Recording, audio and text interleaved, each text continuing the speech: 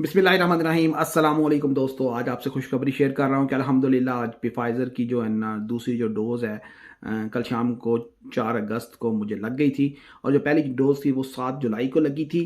और माशाल्लाह आपके सामने बिल्कुल खुश व खरम बैठा हुआ हूँ। कोई भी ऐसा रिएक्शन ना पहली डोज़ के बाद मुझे आया ना अभी आया।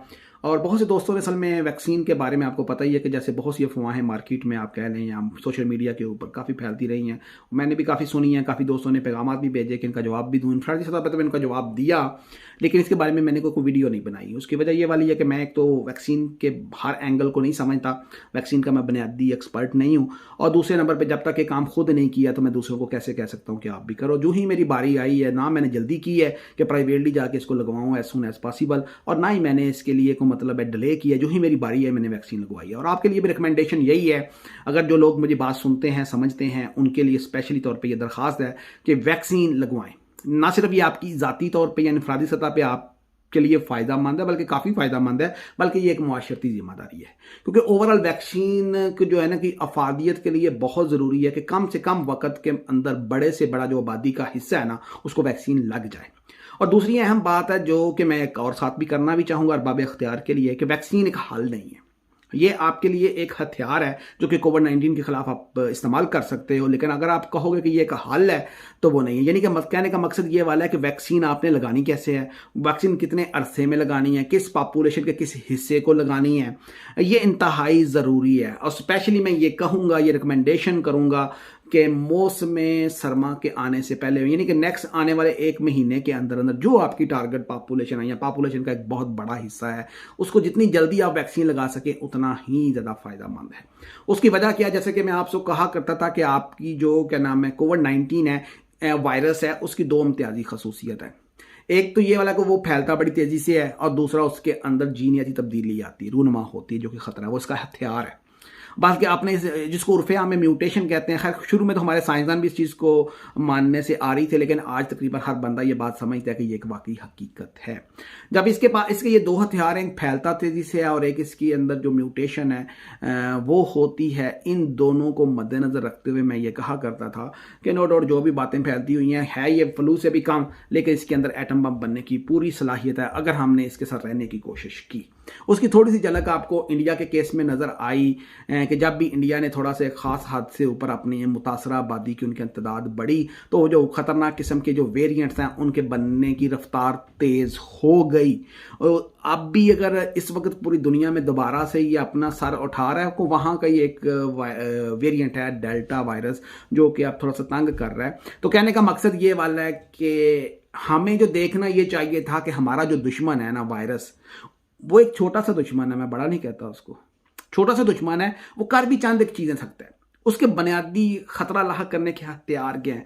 ये 2 ही हथियार हैं। जब हमें आज इसके ऊपर यकीन हो गया कि ये इसके 2 हथियार हैं, एक ये इसका फैलाव तेज़ है, दूसरे नंबर पे इसकी जो है ना वो म्यूटेशन है, और ये म्यूटेशन इसको किसी भी साइड पे लेके जा सकती है। बाकी अल्लाह ताला से दुआ है कि कुन फयकून, अल्लाह के लिए तो इतना ही काफ़ी है कि वो मतलब है कि जब चाहे इसको ख़त्म कर दे। लेकिन जो हमारे इख्तियार में है हम वो तो एक बात अमल पूरा करें कि इसका ये जो अमल है इसको रोका कैसे जा सकता है, कि ये तब्दीली या जीनियाती तब्दीली को जितना हम स्लो कर सकें, या आबादी के अंदर ये जो वेरिएंट हैं, या कहने का मकसद ये वाला ये तब्दीली जीनियाती म्यूटेशन की वजह से जो नई वेरिएंट आते हैं, जो म्यूटेशन बल्कि असर नौ खुद जो बनती है वो आबादी के अंदर इस्टेब्लिश कैसे होती है, ना सिर्फ वो इंसानी आबादी बल्कि वायरस की आबादी के अंदर भी मैं कहूँगा कि उसके अंदर वो कैसे इंटीग्रेट होती है, ये बहुत अहम है। तो इसके लिए जो रेलेवेंट एक्सपर्ट्स हैं ना वो पॉपुलेशन जेनेटिस्ट है। उसकी एक वजह है कि जैसे कि आप जानते हैं कि ये जो बीमारी है ये इनफरादी नहीं है कि एक बंदे को लगी है उसके लिए प्रॉब्लम है, ये एक इज्तमाही बीमारी है, बल्कि इज्तमाही से भी ऊपर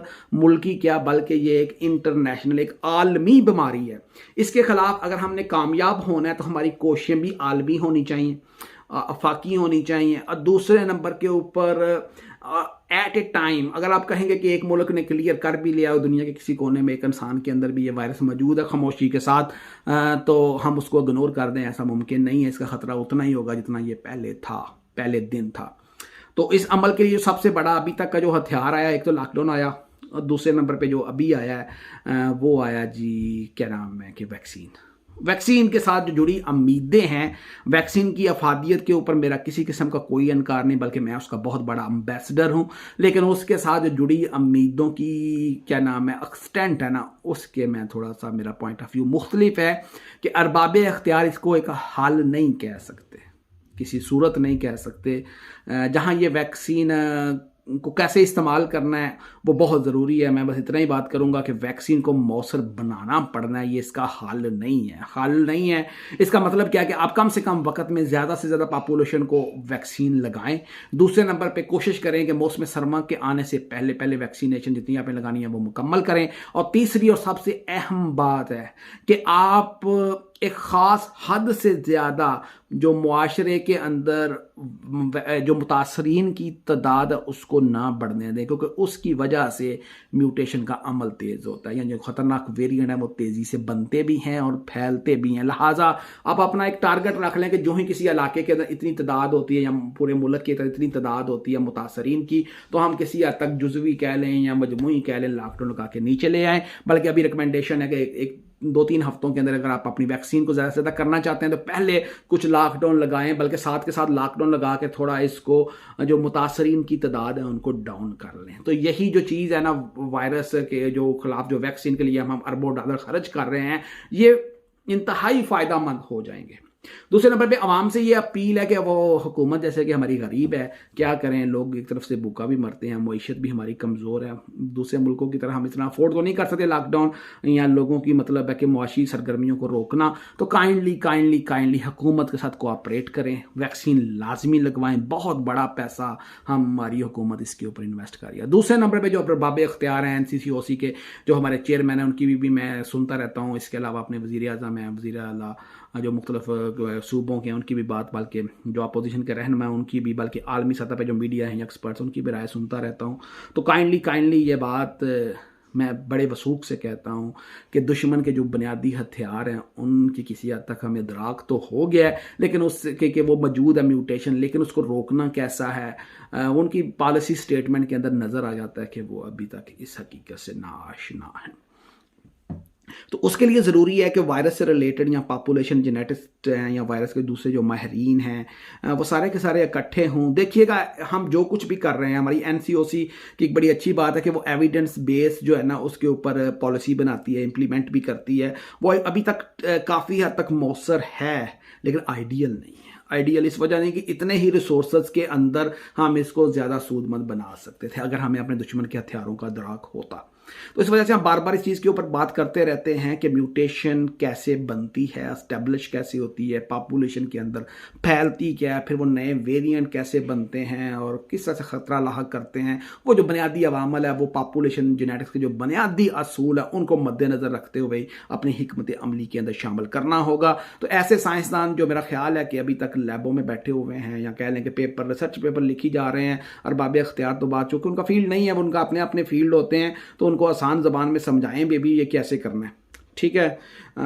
और आवाम से ये अपील है कि वो हुकूमत की जो सिफारिशें हैं वो पहले बहुत मामूली होती हैं, जितनी होनी चाहिए इस कोविड-19 के ख़तरे की वजह से उतनी उसके मुकाबले में काफ़ी कम है। तो उनके ऊपर ही कम अज़ कम 100% अमल कर लिया करें, क्योंकि कोई भी हुकूमत चाहे किसी अमीर मुल्क की हो, गरीब मुल्क की हो, वो लॉकडाउन बर्दाश्त नहीं कर सकती, ना वो लगाना चाहती है। लेकिन ये वायरस का वक्त ऐसा है कि अगर हम इसको आज़ाद छोड़ दें तो जैसे आपने कहा कि नज़ला ज़ुकाम से भी नीचे है और आइटम बम बनने की इसकी पूरी सलाहियत है, तो हम इसको इग्नोर नहीं कर सकते। तो जब एक हद आती है तो वो काइंडली हुकूमत की अच्छापन है कि वो उसके ऊपर लॉकडाउन लगा लेती है।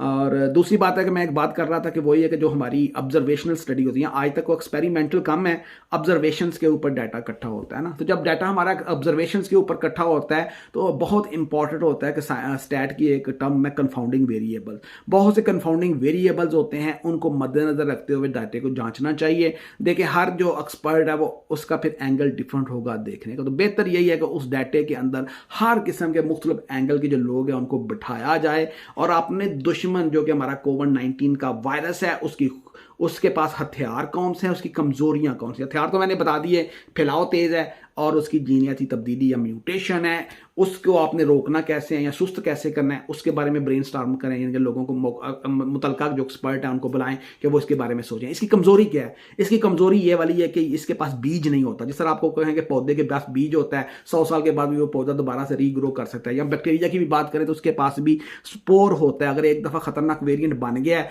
और वो बैक्टीरिया का स्पोर है तो वो दोबारा वो उग सकता है। लेकिन ये जो वायरस है इसकी हमारे लिए अच्छी बात, लेकिन वायरस के लिहाज से कमजोरी कौन सी है कि इसका बीज नहीं होता। जब तक ये होस्ट के अंदर है तभी तक है। मसलन इंडिया के अंदर मैं नहीं कहता अकेला डेल्टा वायरस बना होगा, बहुत से वेरिएंट बने होंगे, लेकिन जो ही वहां पे ये या तो लोग खत्म हो गए या वहां पे कमजोर हो गया 14-15 दिन के बाद, 2-3 हफ्तों के बाद वो जो वेरिएंट है वो वहीं पे खत्म हो गए, उनका बीज आगे फैला नहीं है।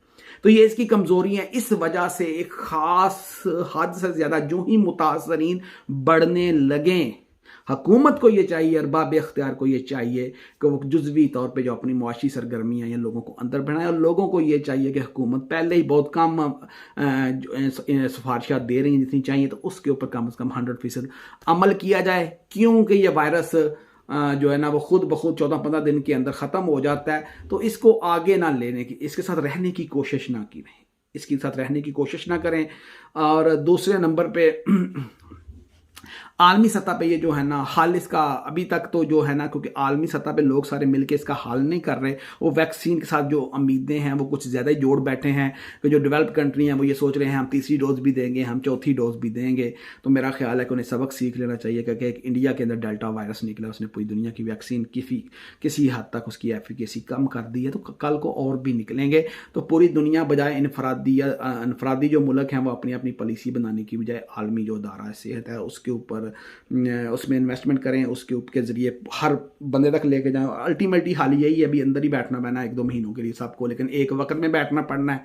और लेकिन जब तक ये लोग नहीं मानेंगे तब तक ये चलता रहेगा। उसी दौरान वैक्सीन आ गई है, उसके से कुछ वक्त हमें और मिल गया है और हल नहीं है लेकिन एक फ़ायदेमंद टूल है। तो इसका पूरा भरपूर इसको कामयाब करें कि पहले भी हम अपने जो कम पैसे हैं वो हम अपनी लोगों की गुर्बत ख़त्म करने की बजाय वैक्सीन पे लगाने पे मजबूर है। तो हम चाहते यही हैं कि ज़्यादा से ज़्यादा लोग जो है ना वो अब वैक्सीन लगवाएं ताकि जो फ़ायदे से जुड़े हैं वो हम ले लें।